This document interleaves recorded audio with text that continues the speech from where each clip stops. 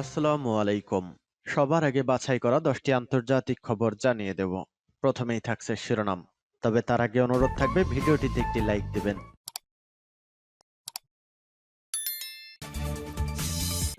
রাশিয়ার প্রতিটি আঘাতের জবাব দেবে ইউক্রেন, বলছে জেলেনস্কি। এরপর জানিয়ে দেব চীনের বিরুদ্ধে ব্যবস্থা নিয়ে বিভক্ত ইইউ। এদিকে ইউক্রেনের মার্কিন আব্রামস ট্যাঙ্ক হবে রাশিয়ার জন্য দুঃসংবাদ। এরপর জানিয়ে দেব রাশিয়া চীন সম্পর্ককে স্বার্থের আঘাত ভাবছে যুক্তরাষ্ট্র। জানিয়ে দেব পাকিস্তান শাসিত কাশ্মীরের সঙ্গে করিডর খোলার চেষ্টা ভারতের। সর্বশেষ জানিয়ে দেব মানব জাতিকে ধ্বংসের মুখে নিয়ে যাচ্ছে পশ্চিমারা, বলছে রুশ রাষ্ট্রদূত। শুনছিলেন সংবাদ শিরোনাম, এখন বিস্তারিত। তবে তার আগে অনুরোধ থাকবে ভিডিওটিতে একটি লাইক এবং কমেন্টস করে জানিয়ে দিন আজকের এই ভিডিও সম্পর্কে আপনার মূল্যবান মতামত। আর হ্যাঁ বন্ধুরা, অবশ্যই ঝটপট করে এই ভিডিওটি আপনার বন্ধুদের মাঝে শেয়ার করে ছড়িয়ে দিন আর জানিয়ে দিন আপনি কোন জেলা থেকে বা কোথা থেকে আমাদের সংবাদ শুনছেন এবং দেখছেন। রাশিয়ার প্রতিটি আঘাতের জবাব দেবে ইউক্রেন, বলছে জেলেনস্কি। প্রেসিডেন্ট ভলোদিমির জেলেনস্কি বলেছেন রাশিয়ার প্রতিটি আঘাতের যথাযথ জবাব দেবে ইউক্রেন। রাজধানী কিয়েভ ও জাপোরিজিয়ায় রুশ ড্রোন হামলায় 9 বেসামরিক নাগরিক নিহত হওয়ার পর এ হুঙ্কার দেন তিনি। খবর আল জাজিরার। স্থানীয় সময় মঙ্গলবার রাতে ইউক্রেনের রাজধানী কিয়েভ ও জাপোরিজিয়া শহরে ড্রোন হামলা চালায় রুশ বাহিনী। ওই হামলায় অন্তত 9 বেসামরিক নাগরিক নিহত হয়েছেন, আহত হয়েছেন আরো কয়েকজন। প্রতিক্রিয়ায় জেলেনস্কি বলেন, আমাদের শহরে শহরে যে হামলা চালানো হচ্ছে প্রতিটি হামলার নিশ্চিত যথাযথ জবাব দেব আমরা। রাশিয়ার সব আঘাতকে সামরিক, রাজনৈতিক ও আইনি জবাব দেওয়া হবে। এদিন ইউক্রেনের পূর্বাঞ্চলীয় প্রদেশ দোনেৎস্কের বাখমুত পরিদর্শন করে সেখানে লড়াইরত ইউক্রেনীয় সেনাদের সঙ্গে দেখা করেন জেলেনস্কি। এর সময় ইউক্রেনের সার্বভৌমত্ব রক্ষায় অবদান রাখায় সেনাদের মেডেল দিয়ে পুরস্কৃত করেন তিনি। সামাজিক যোগাযোগ মাধ্যমে প্রকাশিত ভিডিওতে দেখা যায় শার্ট ও সামরিক খাকি ট্রাউজার পরা জেলেনস্কি যোদ্ধার হাতে পুরস্কার তুলে দিচ্ছেন। ইউক্রেনের পূর্বাঞ্চলীয় শহর বাখমুতে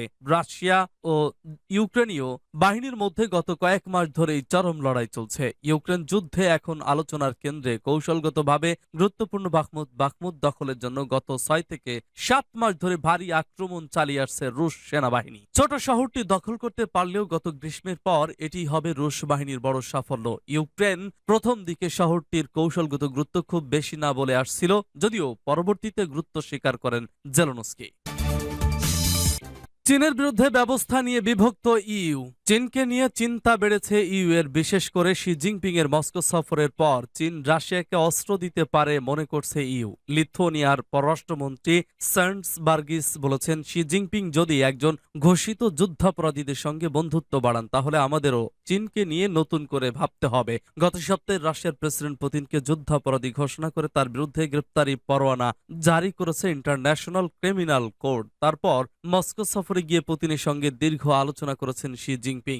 লিথুয়ানিয়ার পররাষ্ট্রমন্ত্রী মনে করছেন চীনের সঙ্গে দ্রুত সম্পর্ক ছেদ করতে হবে, যত তাড়াতাড়ি এটা করা হয় ততই ভালো। তবে ইইউ এর সব সদস্য দেশ একরকম চরম পদক্ষেপ নেওয়ার পক্ষে নয়। নাম প্রকাশে অনিচ্ছুক ইইউ এর এক কর্মকর্তা বলেছেন, গত কয়েক বছরে শি ও পুতিন অন্তত 40 বার বৈঠক করেছেন, ফলে এখন শি রাশিয়া গিয়ে পুতিনের পাশে থাকার বার্তা দেবেন, সেটাই স্বাভাবিক। ইইউ এর দেশগুলি সাধারণ মনোভাব হলো চীন এখন রাশিয়ার দুর্বলতার সুযোগ নিতে চাইছে। চীন সহ বিশ্বের কয়েকটি দেশ এখনো রাশিয়ার কাজকে আগ্রাসন বলেনি। জাতিসংঘে চীন রাশিয়ার বিরুদ্ধে প্রস্তাবে ভোট দেয়নি, তারা রাশিয়ার প্রচারমূলক কথার পুনরাবৃত্তি করেছে। প্রেসিডেন্ট শি জানিয়েছেন রাশিয়ার সঙ্গে চীনের সম্পর্ক কোনো সীমারেখা থাকবে না। এমনিতেই ইইউ এর সঙ্গে চীনের সম্পর্ক আগের তুলনায় খারাপ, রাশিয়ার কারণে তা আরো খারাপ হয়েছে। বেশ কয়েকটি ইইউ দেশ মনে করছে চীন এবার রাশিয়াকে অস্ত্র বিক্রি করতে পারে। ইইউ এর সেক্রেটারি জেনারেল স্টলটেনবার্গ জানিয়েছিলেন, চীন যে রাশিয়াকে অস্ত্র বিক্রি করতে চায় এমন কোনো প্রমাণ তার কাছে নেই। চীন বিশেষজ্ঞ স্ট্রেক বলেন, চীন এখন রাশিয়ার সঙ্গে আর্থিক কার্যকলাপ পুরোপুরি বজায় রেখেছে। রাশিয়া যে ইউক্রেনে যুদ্ধ করছে তাকেও সমর্থন করেছে চীন। তারা রাশিয়াকে যে টায়ার, ট্রাক, পোশাক ও অন্য জিনিস দিচ্ছে তা রাশিয়ার সেনা ব্যবহার করতে পারে, কিন্তু এখনো তারা কোনো অস্ত্র রাশিয়াকে দেয়নি। ইউক্রেনের মার্কিন আব্রামোস ট্যাঙ্ক হবে রাশিয়ার জন্য দুঃসংবাদ। ইউক্রেনকে যুদ্ধের অত্যাধুনিক ট্যাঙ্ক নির্ধারিত সময়ের আগেই সরবরাহ করতে যাচ্ছে যুক্তরাষ্ট্র। মঙ্গলবার যুক্তরাষ্ট্রের প্রতিরক্ষা মন্ত্রণালয় বলেছে, M1A2 ট্যাঙ্কের বদলে ইউক্রেনকে M1A1 ট্যাঙ্ক সরবরাহ করা হবে। এর অর্থ হচ্ছে প্রত্যাশিত সময়ের আগেই এসব ট্যাঙ্ক পেয়ে যাবে কিয়েভ। আর এসব ট্যাঙ্ক পেলে রাশিয়ার বিরুদ্ধে পরিকল্পিত পাল্টা আক্রমণে ইউক্রেনীয় সেনাবাহিনীর শক্তি বেড়ে যাবে অনেকটাই। মার্কিন সাময়িকী নিউজউইক এ খবর জানিয়েছে। মার্কিন প্রতিরক্ষা দপ্তর পেন্টাগনের প্রেস সচিব ব্রিগেডিয়ার জেনারেল প্যাট রাইডার সাংবাদিকদের বলেছেন, যুক্তরাষ্ট্রের মজুদ থেকে M1A1 পাঠানো হবে, কিন্তু এগুলোর সক্ষমতা থাকবে M1A2 ট্যাঙ্কের মতোই। তিনি বলেছেন, এসব ট্যাঙ্কে থাকবে 120 মিলিমিটার কামান এবং 50 ক্যালিবারের ভারী মেশিন গান। এছাড়া থাকবে অত্যাধুনিক বর্ম। এসব আনুষঙ্গিক সরঞ্জাম সাধারণত 7.62 মিলিমিটার মেশিন গান সহ M1A2 ট্যাঙ্কে থাকে। প্যাট রাইডার বলেছেন, কিয়েভের সঙ্গে আলোচনা করে এই সিদ্ধান্ত নেওয়া হয়েছে। এর ফলে সরবরাহের সময় লাগবে কম। সবচেয়ে গুরুত্বপূর্ণ হলো এই বছরের সেপ্টেম্বর থেকে নভেম্বরের মধ্যে পাঠানো সম্ভব হবে। সামরিক ও প্রযুক্তি বিশেষজ্ঞ মাইকেল প্যাক বলেছেন, দীর্ঘমেয়াদী ইউক্রেনে মার্কিন ট্যাঙ্কের সরবরাহ জারি রাখতে আব্রামোস ট্যাঙ্কে সহ। রাশিয়া চীন সম্পর্ককে স্বার্থের আঁতাত ভাবছে যুক্তরাষ্ট্র। রাশিয়া ও চীনের মধ্যে গড়ে ওঠা ঘনিষ্ঠতাকে স্বার্থের আঁতাত বলে মনে করছে যুক্তরাষ্ট্র। রাশিয়ার প্রতি চীনের সমর্থনকে যুক্তরাষ্ট্র নিজের পরিপন্থী হিসেবে দেখছে। মার্কিন পররাষ্ট্রমন্ত্রী অ্যান্থনি ব্লিংকেন এ কথা বলেছেন। মার্কিন সিনেটে এক শুনানিতে ব্লিংকেন বলেছেন, রাশিয়া ও চীনের মধ্যে সাম্প্রতিক নিবিড় সম্পর্ককে যুক্তরাষ্ট্র বিভিন্নভাবে দেখছে।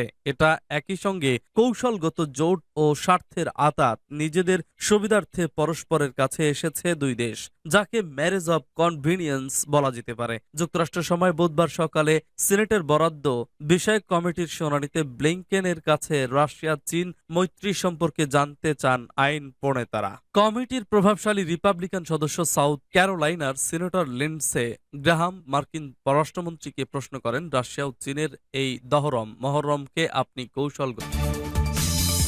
পাকিস্তান শাসিত কাশ্মীরের সঙ্গে করিডর খোলার চেষ্টা ভারতের। কাশ্মীর ইস্যুতে ভারত ও পাকিস্তানের মধ্যে দ্বন্দ্ব কয়েক দশকের। এই ইস্যুতে একাধিক যুদ্ধেও জড়িয়েছে দেশ দুটি। এই পরিস্থিতিতে তীর্থযাত্রার জন্য পাকিস্তান শাসিত আজাদ কাশ্মীরের সঙ্গে করিডর খোলার পরিকল্পনা করছে ভারত। মূলত পাঞ্জাবের কর্তারপুর করিডরের আদলে এই করিডর খোলার চেষ্টা চালাবে ভারত। বৃহস্পতিবার এক প্রতিবেদনে এই তথ্য জানিয়েছে ভারতীয় সংবাদ মাধ্যম এনডিটিভি। প্রতিবেদনে বলা হয়েছে, ভারতের ক্ষমতাসীন নরেন্দ্র মোদীর সরকার পাঞ্জাবের কর্তারপুর করিডরের আদলে সারদা পীঠ তীর্থযাত্রার জন্য পাকিস্তান শাসিত আজাদ কাশ্মীরের সঙ্গে একটি করিডর খোলার প্রচেষ্টা চালাবে। তবে ভারতকে এই পদক্ষেপটি বাস্তবায়ন করতে হলে পাকিস্তানের অনুমতি পেতে হবে এবং ভারত অধিকৃত জম্মু ও কাশ্মীরের কুপওয়ারার তেতওয়ালে নিয়ন্ত্রণ রেখা পুনরায় খোলার প্রয়োজনীয়তা দেখা দেবে। 2019 সালের আগস্টে জম্মু ও কাশ্মীরের বিশেষ মর্যাদা বাতিল হওয়ার পর থেকে এটি অনির্দিষ্টকালের জন্য বন্ধ রয়েছে।